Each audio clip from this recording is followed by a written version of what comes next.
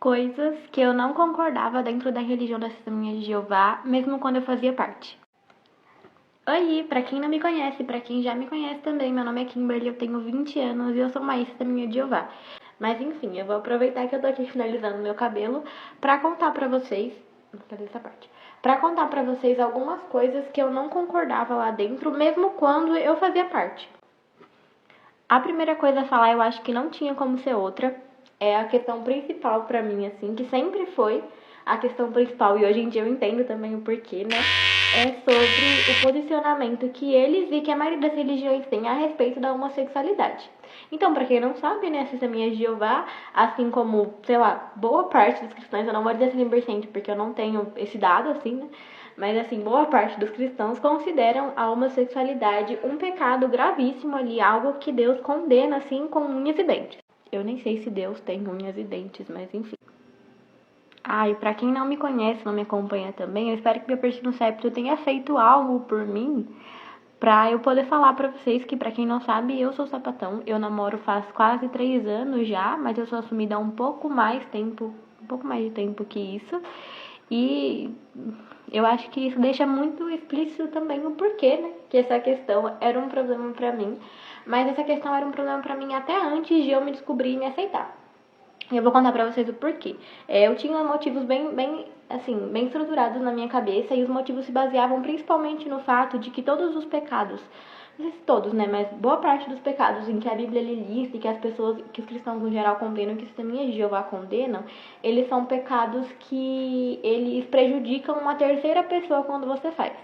Então, por exemplo, assassinato, roubo, calúnia, mentira, ciúme, extorsão, todas as coisas assim que a Bíblia condena como pecado, caso você pratique, você vai estar prejudicando, além de você, uma terceira pessoa.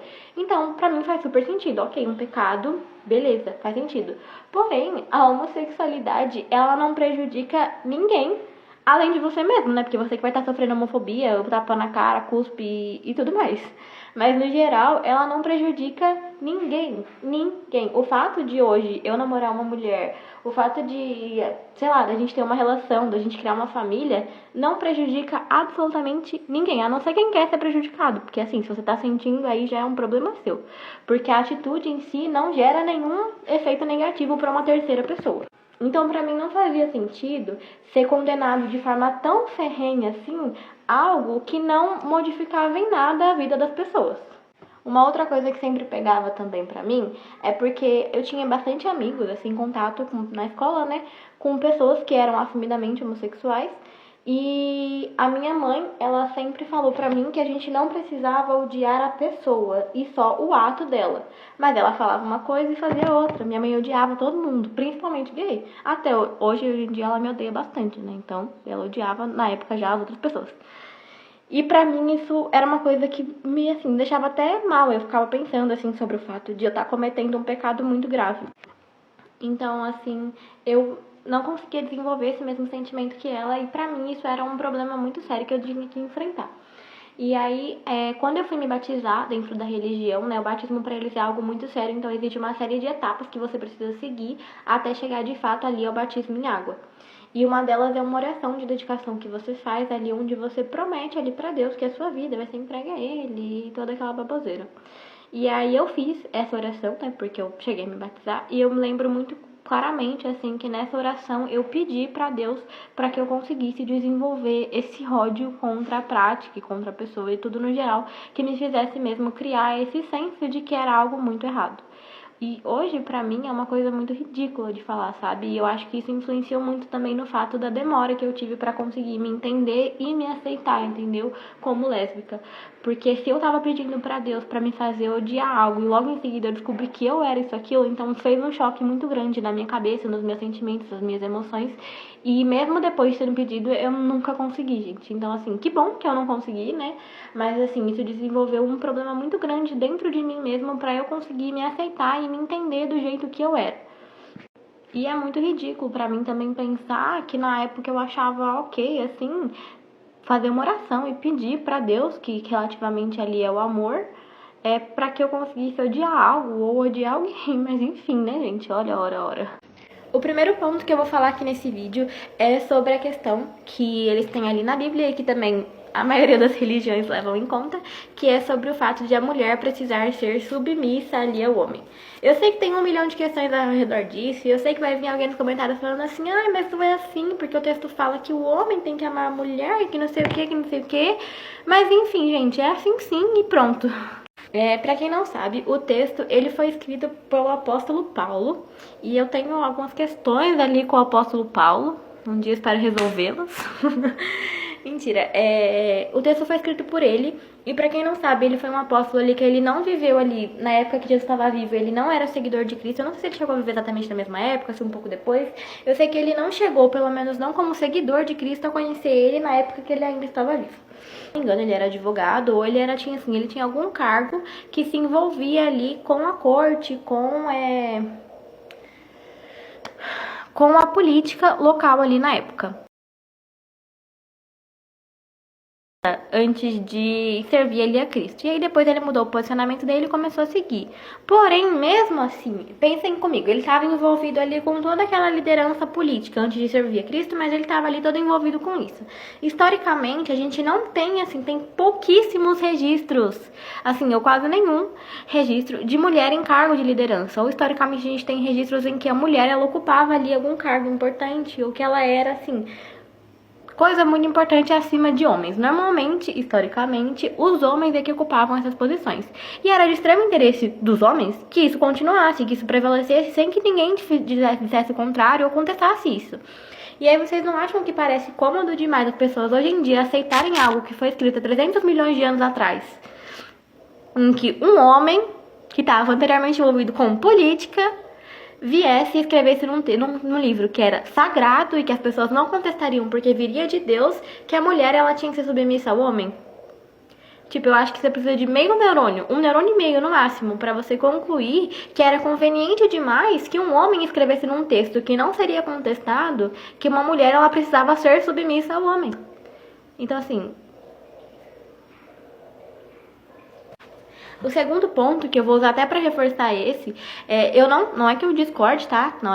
Calma aí, eu não discordo. Eu acho sim que a gente tem que pagar impostos. Os países mais desenvolvidos do mundo são os que cobram mais impostos, tá bom? E é mais a questão de pagar impostos. Mas por quê? Não tô falando que eu discordo. Eu vou usar ele pra reforçar outro ponto. Por quê? Porque pra quem não sabe, na Bíblia, há um versículo da Bíblia ali que fala que você tem que pagar impostos. Que é ali pra você dar a César o que é de César. Então ali fala o título César, né? Pra identificar ali que você tinha que pagar ao governo o que era do governo. E só que aí vem a contraponto, né?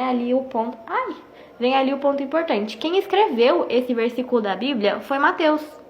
E pra quem não sabe, querido Mateuzinho ali, discípulo de Jesus Mateuzinho, ele era cobrador de impostos. Então, assim, gente, outra terrível coincidência, né? Terrível coincidência que um cobrador de impostos tem escrito num texto sagrado, num livro sagrado, que não seria contestado porque veio diretamente ali dos céus para a terra, que as pessoas elas tinham que pagar impostos. Então, assim, não tô falando que é errado pagar imposto, mas eu também tô achando coincidência demais e conveniência demais que Deus mandasse um cobrador de impostos escrever na Bíblia que as pessoas tinham que pagar imposto. Então ali era outro pontinho ali, né, que assim, que não que eu discordava, mas que me pegava um pouquinho ali, pelo menos gerava uma reflexão na minha mentezinha ali, adolescente. Um terceiro ponto que eu acho que vem na mesma vibe ali da mulher ser submissa ao homem é o ponto que fala que só pode ter relação sexual depois do casamento. E por que era um ponto que me pegava? Porque eu acho que não faz nenhum sentido você se casar com alguém que você não tem mínimo de intimidade, gente. Eu acho que assim, eu não acho, claro, que o sexo é a parte mais importante do relacionamento, também não acho que ele é o máximo de intimidade que você pode ter com alguém. Mas eu acho que ele é uma parte disso. Eu acho que ele é consideravelmente uma parte, sabe? É alguém que você decide ali passar o resto da sua vida, no mínimo. Assim, claro, se der errado, existem várias opções. Mas quando você casa, você não casa pensando que tipo, ai, caramba. Você casa ali pretendendo ter uma vida com a pessoa. E aí você decide ali passar o resto da sua vida com alguém que você ainda não desenvolveu essa intimidade. Você vai casar primeiro, que já é uma puta responsabilidade, uma puta coisa, pra depois ver se vocês têm química, conexão, pra depois desenvolver as intimidades que vocês deveriam ter desenvolvido no namoro, que é pra ter certeza que o casamento vai dar certo. Então, não faz sentido pra mim. E outro ponto que eu falei pra vocês, que é porque eu acho que relaciona com o primeiro, da mulher ser submissa ao homem, é que na minha cabeça essa regra, assim, esse texto foi escrito principalmente e quase unicamente para as mulheres. Porque, assim, existia e sempre existiu toda essa pressão pra mulher, que a mulher deveria se manter ali virgem e pura até o casamento, e que a mulher deveria sangrar na primeira relação pra provar ali que ela era virgem. E eu nunca vi toda essa pressão em cima do homem. Ninguém ficava, oh meu Deus, o homem é virgem, será que ele não é? Oh meu Deus, ele perdeu a virgindade antes do casamento, que piranha, que horrível, que despuro, nossa, que impuro. Não tinha. Tanto que até na própria Bíblia mesmo, quando, por exemplo, Maria engravida ali, Maria é virgem, ela vai casar, tem toda aquela questão, sabe, que o anjo teve que aparecer para José, para provar para José que realmente Maria não estava mentindo e que ela era realmente virgem e que ela estava grávida ali pelo Espírito Santo. Então, tá vendo? Para ele foi uma grande questão aceitar que ela ainda era virgem e ia casar virgem, mas que estava grávida. Mas nunca teve nenhuma questão sobre e ele era virgem ainda, gente? Não sabemos. Mas eu tenho meus palpites.